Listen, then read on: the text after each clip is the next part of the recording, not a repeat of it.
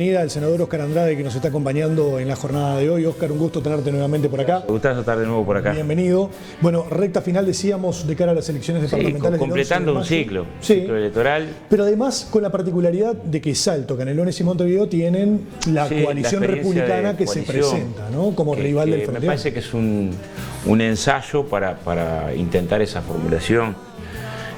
Me parece que vamos a un sistema bipartidario. Es razonable, igual que los partidos tradicionales, sean cautelosos, ¿no? O sea, el que conoce la historia nacional sabe que hay tradiciones muy fuertes, afectivas. O sea, al ballista le cuesta sentirse referenciado al lado del herrerismo. Y al herrerismo lo mismo, le cuesta sentirse referenciado con la tradición ballista. Al blanco nacionalista que abreva la tradición de la heroica y Leandro Gómez y Venancio Flores fue quien tuvo que ver en la traición a ese proceso. O sea, hay tradiciones que son muy potentes, que me parece que es por lo que se está haciendo muy cauteloso, porque en realidad no siempre es una suma aritmética esto, ¿no? O sea, porque el fin ¿cuál es? Y de alguna manera disolvés tu partido en la coalición. Y hay que disolver los partidos tradicionales en Uruguay. Tienen un peso histórico. Vos lo encontrás con militantes que dicen, bueno, yo una cosa es una alianza puntual. No, yo soy colorado, yo soy blanco. Claro, hay una tradición ahí que es muy fuerte, supongo que bueno, pero está claro que esta elección tiene eso. Yo creo que también tiene otro componente. Es claro que la ciudadanía uruguaya nos volvió a dar la confianza el año pasado. Y la confianza es a la vez la responsabilidad de que logremos quebrar determinadas desigualdades que son duras, problemas estructurales del Uruguay, que yo creo que en todo caso se demostró en el periodo anterior que no eran soplegas de botella, ¿no? O sea, creo que quienes estuvieron en el gobierno hasta el 1 de marzo tienen que asumir que una cosa era la retórica en campaña electoral y otra cosa fue el gobierno, en los temas que estuvieron en el centro de la campaña electoral. Bueno, nosotros tenemos ese enorme laburo. Te puedo poner un ejemplo. Durante todo el 2017, 18 y 19, nosotros fuimos muy criticados diciendo que la educación es un desastre, el Frente Amplio el desastre en la educación, el desastre en la educación. ¿Ustedes vieron los datos que se presentaron ayer del monitor educativo? Terrible la cantidad de niños en primaria. Creció un 20% el ausentismo. Que falta más del 10% de las clases. Si en el 2019 era crítica y tu resultado es que creció un 20%, ya no me hables de programas, es en el enfoque de oportunidades. Estaba en 46 y pasó a 64. O sea, había problemas en el 2019. Ahora, no es que pasaste del 46 al 49 y empeoró. Del 46 al 64. Fue récord el 2023 el ausentismo en primaria y secundaria. Récord. O sea, no lograste que vayan. Bueno, reconoceme que el problema es bastante más complejo de lo que argumentabas estando en campaña electoral. La situación económica. El déficit con que recibió el gobierno el país en el 2019 parecía que explotaba todo. Bueno, ahora tiene no solo unas décimas más de déficit, sino que además tenés un endeudamiento 11 puntos arriba. O sea, la deuda pública está 11 puntos arriba en relación al PIB, porque tuviste razones, dificultades. Está bien, pero viste que no era soplar y hacer botella, porque en campaña electoral, ¿qué nos decían en el 2019? Yo puedo ahorrar 900 millones de dólares de gasto superfluo. Es cierto. Y cuando ahorró bajando salarios y jubilaciones. Durante 40 meses, o sea, tu ajuste fue cuando lograste bajar salarios y jubilaciones. Entonces era visto, yo entiendo que esto no fue por maldad, es porque no había 900 millones de dólares de gasto superfluo para ahorrar y fue un eslogan de campaña que te rindió, pero después una vez que te tocó conducir la economía, no, porque ¿quién va a querer bajar las jubilaciones por mal? Porque sí, ajustate ahí porque no tenías de dónde ajustar. Entonces, me parece que hay elementos, la seguridad, bueno, culminamos el periodo con mayor cantidad de homicidios, la violencia es cada vez más dura. No empezó esto este año, existían estos problemas en el 2019, pero no era soplar y hacer botella. Y de hecho, fíjate que el gobierno, en el libro blanco que arma sobre el tema de las cárceles y el sistema penitenciario, termina cambiando el enfoque de la LUC. O sea, en la LUC era más gente presa, más tiempo, vamos arriba, dale que es tarde. Acá te entras a dar cuenta que la cárcel pasa a ser un problema si no tenés respuesta educativa, de trabajo, pero al final del periodo de gobierno te entras a dar cuenta. Sí, si no tenés gente encerrada, sin solución. Está cantado. Y fíjate esto, en la LUC se eliminó contra la opinión de la cátedra, contra la opinión de los jueces, contra la opinión de los defensores de oficio, contra la opinión de los magistrados. O sea, todos los que saben del sistema carcelario nos decían, no eliminen la suspensión condicional del proceso. ¿Qué era? Ante delitos menores, no violentos, tener la posibilidad de penas alternativas. ¿Dónde se usaba esto? Sobre todo en los adolescentes. sea, poner a un adolescente que tiene un delito de receptación, que es que compró una bordeadora robada en la feria, ¿no? ¿Está bien? Está mal, pero lo metés preso. O sea, es una falta como para, un delito como para meterte preso, ¿no? Bueno, si no tenés ninguna alternativa, no tenés otra que la prisión. Bueno, se eliminó este instrumento, ¿no? Como forma de dar una señal, ¿no? Y lo que terminás es con más gente presa, 1/3 son primarios por hurto, ¿no? Que termina saliendo peor en cárceles hacinadas.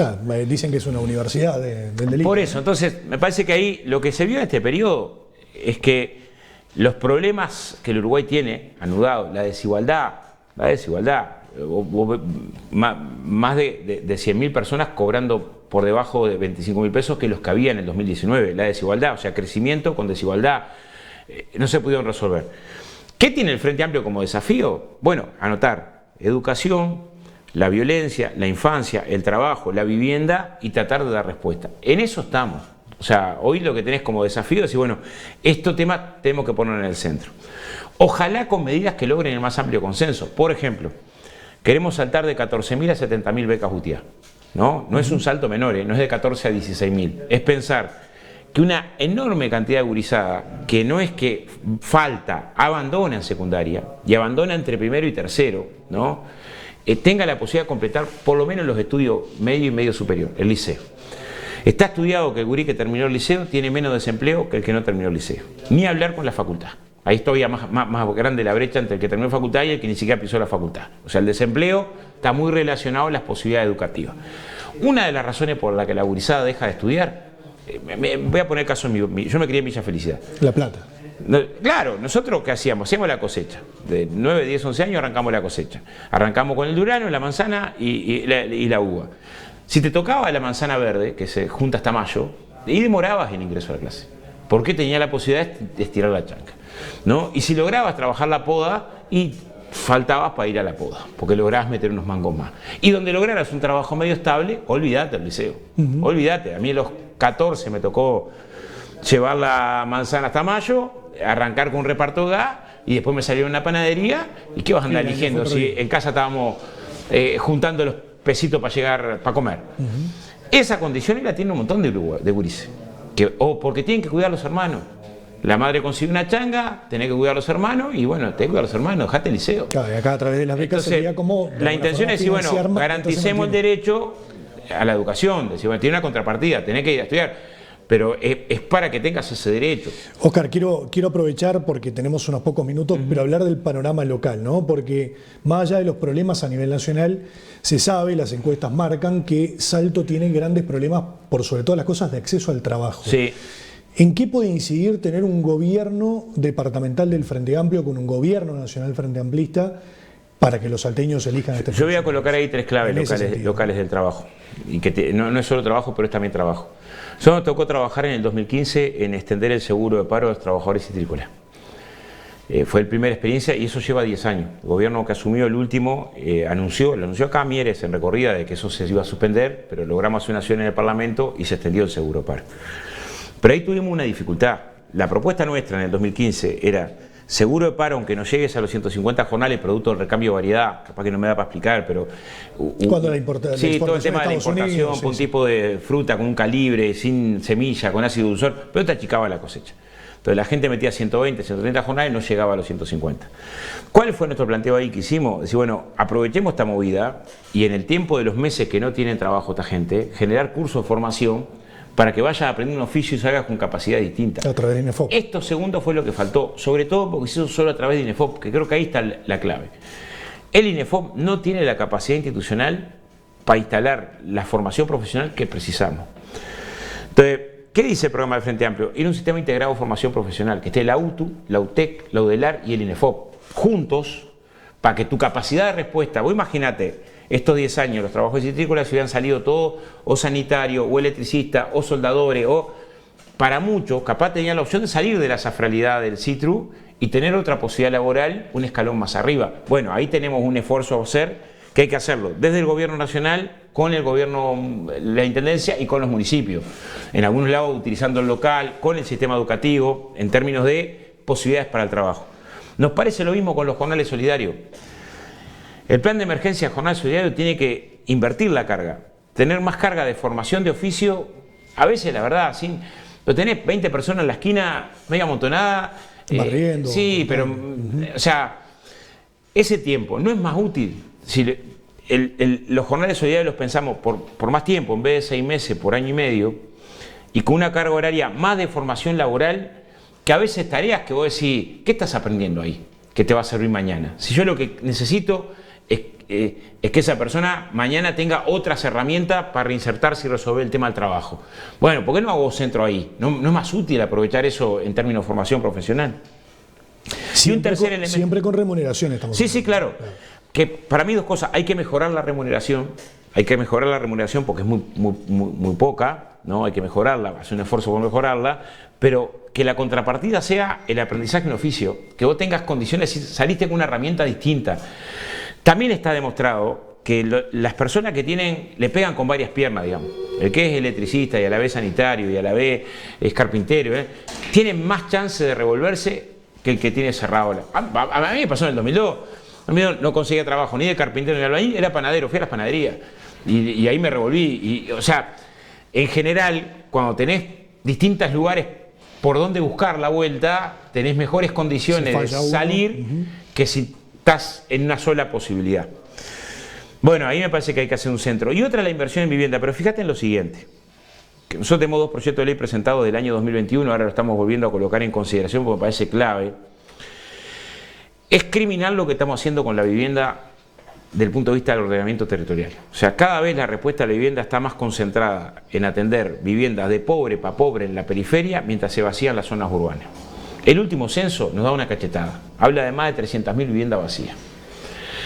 De estas, un 60% tiene explicación. O sea, tiene explicación porque son de alquiler, porque están a la venta, porque son de segunda propiedad o porque están en construcción. Pero un 40% no.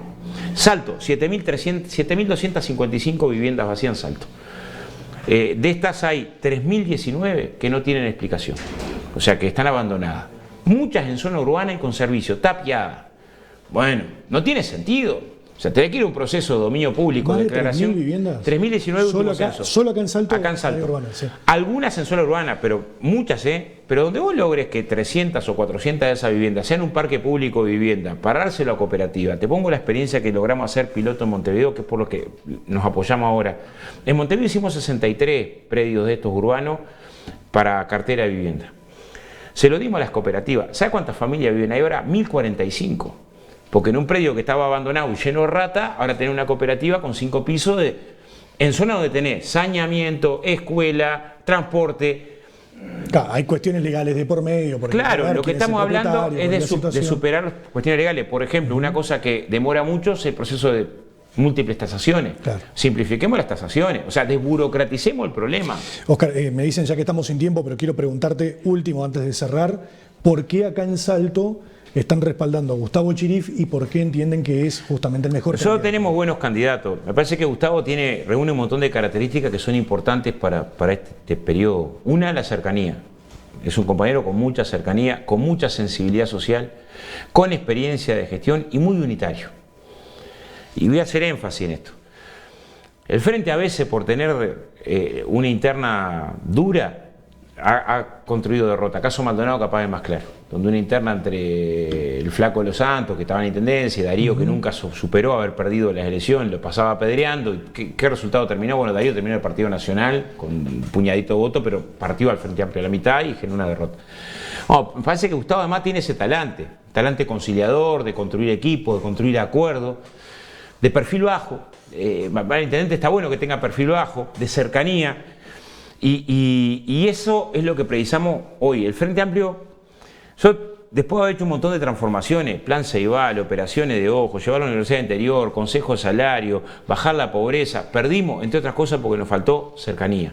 Cercanía, los problemas hay que verlos desde la localidad. Y bueno, qué mejor que tener candidatos que tengan esa característica como característica principal. Entonces, tenemos buenos candidatos, nosotros creemos que el perfil de Gustavo es el mejor de todos, siendo que tenemos un mismo programa, mismas preocupaciones y que atrás de quien gane vamos a estar ordenándonos, ¿no?